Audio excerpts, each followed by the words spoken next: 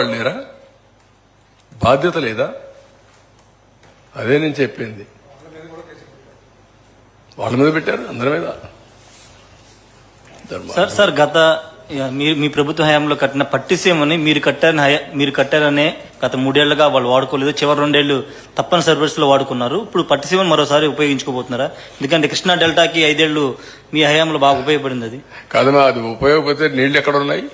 పట్టిసీమ ఉపయోగించుకోవాలి, పురుషోత్తపట్నం ఉపయోగించుకోవాలి, అది కూడా ఉపయోగించలేదు. పురుషోత్తపట్నం కూడా అది కూడా ఉపయోగించుకోవాలి.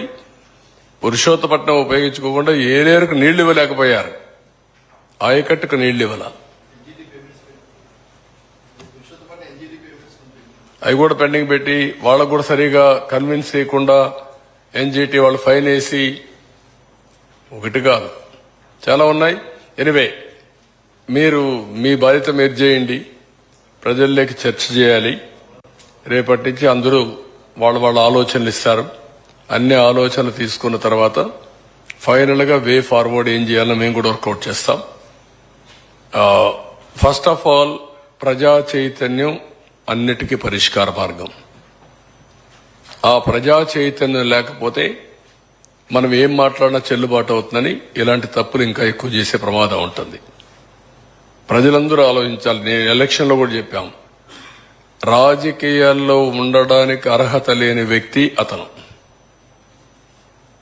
ఇలాంటి వ్యక్తి కూడా రాజకీయాల్లో ఉండి ముఖ్యమంత్రిగా ఉండడానికి అర్హత ఉందా అనేది మన ఎన్నికల్లో చర్చ జరిగింది.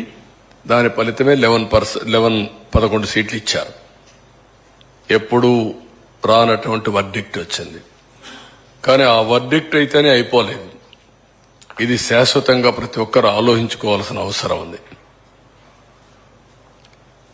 అతను చేసిన పనులు 5 ఏళ్లు, అతను చేసిన ఘోరాలు అన్ని కూడా రాష్ట్రానికి శాపాలుగా మారాయి. అది 10 ఏళ్లు ఎంటాడుతుందా, 20 ఏళ్లు ఎంటాడుతుందా, 30 ఏళ్లు ఎంటాడుతుందా కాలమే చెప్పాలి.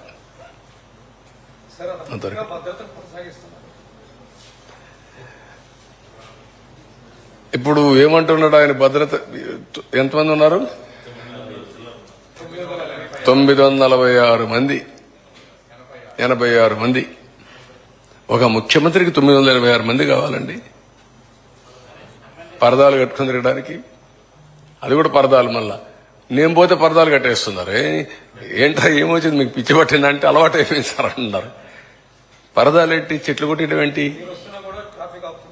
లేదు, ఇప్పుడు నేను చూస్తూనే ఉన్నా. ఎవ్రీడే ఆ పక్క ఈ పక్క చూసుకుంటూ ఎంత టైం ఆపుంటారు. నేను పోతూ 2 నిమిషాలు నాకు లేట్ అయినా పర్వాలేదు, ఏం కొంపలు కోల్పోవు, నేను నిలబెడతాను, వాళ్ళు పోయిన తర్వాత వెళ్తానని చెప్తున్నా. నేను ఆ పక్క కూడా చూస్తున్నా ఎంత దూరం వచ్చాయని. అంటే నాకు కూడా గేజ్ చేయడానికి ప్రతి ఒక్కరికి చెప్తున్నా, ఎక్కువ టైం ఎక్కడ ఆఫ్ చేయొద్దండి. మీకు కూడా చెప్తున్నా, మా మంత్రులు కూడా చెప్పా, కేబినెట్ లో కూడా చెప్పా. Simplicity is only the solution. మనమేమి రాజులం కాదు, లేకపోతే డిక్టేటర్లు కాదు.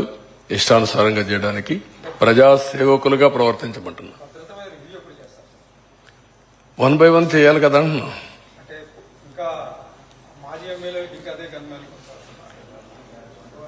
నేరస్తులందరికీ సెక్యూరిటీ ఉంది నేరాలు చేయడానికి. పొలిటికల్ నేరస్తులకు అందరికీ ఉన్నాయి. అన్ని రివ్యూ చేస్తాం. కేసులు వేశారు. వేరే పనులంటే వాళ్ళందరికీ మళ్ళా కంటిన్యూ చేయాలి. వాళ్ళకు రాష్ట్రాన్ని దోపిడీ చేయాలా, చాలా ఉన్నాయి. అవన్నీ మాట్లాడదాం. ఈ రోజు నా ఉద్దేశం పోలవరానికే కన్ఫైన్డ్ కండి. మిగిలిన విషయాలు మళ్లీ మాట్లాడదాం. ఇంకా చాలా టైం ఉంది.